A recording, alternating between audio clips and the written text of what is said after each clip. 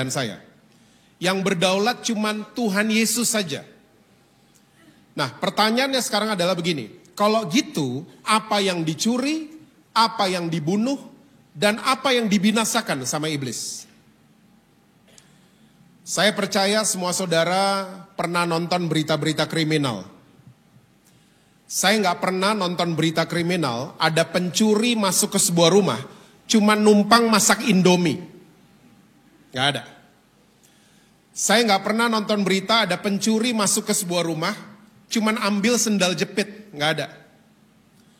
Pencuri selalu masuk ke sebuah rumah. Target utama pencuri selalu apa saudara? Barang-barang yang valuable.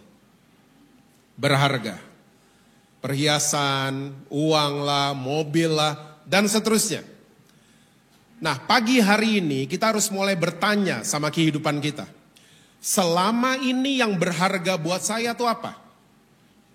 Karena kalau saya tanya seperti ini sama orang-orang Kristen di Jakarta, yang berharga buat kamu apa? Jawabannya beragam.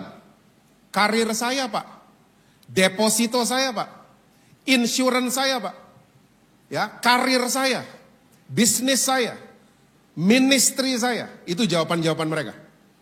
Saudara nggak apa-apa mau jawab-jawab seperti itu. Tapi pagi hari ini saya cuma mau yakinkan saudara-saudara semua di Alpha Omega Church Surabaya. Sebenarnya yang berharga buat kehidupan kita adalah korban pengampunan dosa. Itu yang paling berharga. Anugerah Tuhan, itu yang paling berharga. Gak ada yang ngomong amin kan? Iya, karena kita gak pernah mikir, oh ini sesuatu yang valuable. Kita gak pernah mikir seperti itu. Coba, saya mau ajak saudara kita mundur ke perjanjian lama. Waktu pertama kali Tuhan kasih lampu hijau untuk iblis hancurin Ayub. Masih ingat gak yang pertama kali dihancurin sama iblis apanya Ayub duluan? Yang dihancurin duluan adalah ternaknya Ayub duluan. Why? Why ternaknya duluan? Ternyata Ayub itu punya pikiran gini, wah anak-anak saya nih demen pesta, ya demen Macallan, demen Glenfiddich. Saudara nggak tahu gini-ginian ya?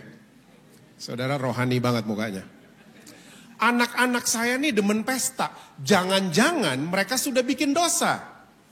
Nah, saya sebagai ayah mereka harus mengkuduskan mereka dengan membakar korban bakaran dari ternaknya dia.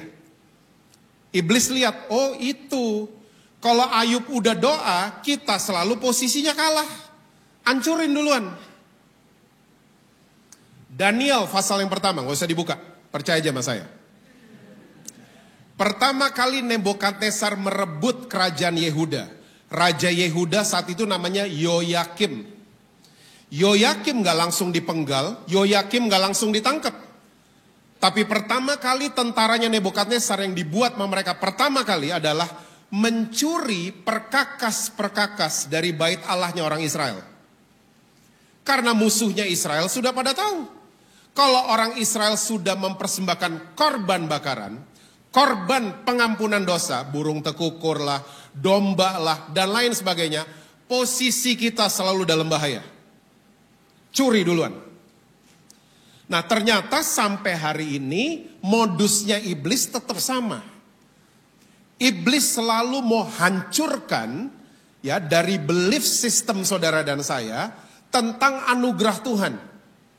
Bahwa kita semua ini disayang luar biasa sama Tuhan Yesus. Iblis mau genosida semuanya. Iblis mau curi, mau bunuh, dan mau binasakan ini semua. Akhirnya kita gak percaya, mosok sih saya disayang Tuhan. Yang disayang Tuhan cuman Om Lukas. Yang disayang Tuhan cuman Pastor Jesse, saya. Saya cerai Pak. Hah? Saya masih porn addict. Saya minggu lalu masturbasi Pak. Hah? Saya selingkuh, mosok Tuhan sayang sama saya. Saya mau yakinkan saudara, Tuhan tetap sayang sama saudara dan saya. Sampai detik ini. Ini adalah sesuatu yang paling berharga. Kalau di belief system kita percaya Tuhan sayang sama saya. Oh, neraka dalam posisi sulit. Lemburnya iblis gak kena ke kita. Karena di belief system kita yakin Tuhan sayang sama saya. Makanya saudara, jadilah orang Kristen yang percaya saya disayang Tuhan. Jangan lagi jadi orang Kristen yang selalu beranggapan saya sayang sama Tuhan. Beda. Beda loh. Orang Kristen yang mau kasih lihat saya sayang sama Tuhan. Oh lihat sosial medianya. Semua lagi angkat tangan postingannya. Hari ini angle kanan, minggu depan angle kiri, bulan depan black and white. Pokoknya lagi angkat tangan. Mau kasih lihat sama keluarga, saya gereja, saya melayani. Enggak dong, kasih lihat ke keluarga, saya disayang Tuhan. Hah? Kalau saya disayang Tuhan, saya mau sayang sama istri saya. Amin, suami-suami. Kok ada suara perempuan? Kalau saya diampuni sama Tuhan, saya mau ampuni suami saya. Itu gak usah koar-koar karena kita penuh dengan kesadaran saya dicintai sama Tuhan. Bayangin gak kalau orang Kristen kayak begini, neraka dalam posisi sulit. Iblis sulit bekerja. Karena kita percaya kita disayang sama Tuhan. Ini paling berharga. Makanya iblis selalu mau curi, mau bunuh dan binasakan. Akhirnya apa yang terjadi? Kita nggak pernah mengalami kelimpahan apa yang Yesus janjikan. Saudara mesti sadar, sumber tuh nggak pernah salah. Setuju? Oke. Misalnya ada 2 gelas di depan saya. Satu saya isi air panas, satu air dingin.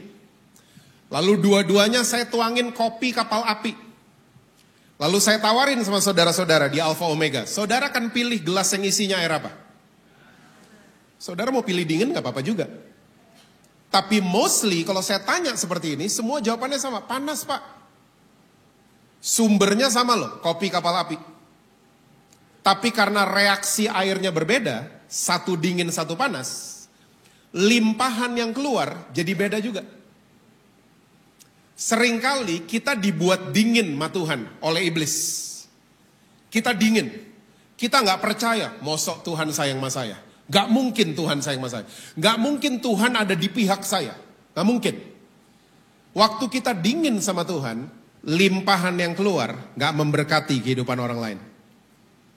Tapi saya percaya waktu kita hot sama Tuhan, satu frekuensi, kita percaya bahwa dia Tuhan yang sayang sekali sama saya.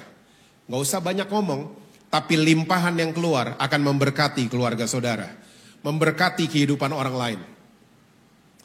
Saya ngelihat kekristenan persis banget sama liga sepak bola. Siapa yang sedang sepak bola di sini selain saya? Saya tahu Jason, ya. Kita dari tadi ngomongin Arsenal.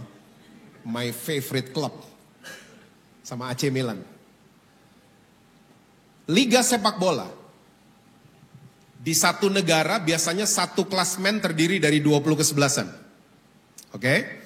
Dan setiap kompetisi akan dimulai. 20 kesebelasan punya niat yang sama. Apa niat mereka? Semua mau menang, semua mau jadi juara. Lalu waktu udah setengah kompetisi berjalan. Satu klasmen mulai beda-beda angkanya. Dan mulai dibagi ya oleh para fans dan wartawan jadi 3 kelas. Dan istilah 3 kelas ini jadi populer di mana-mana. Papan atas,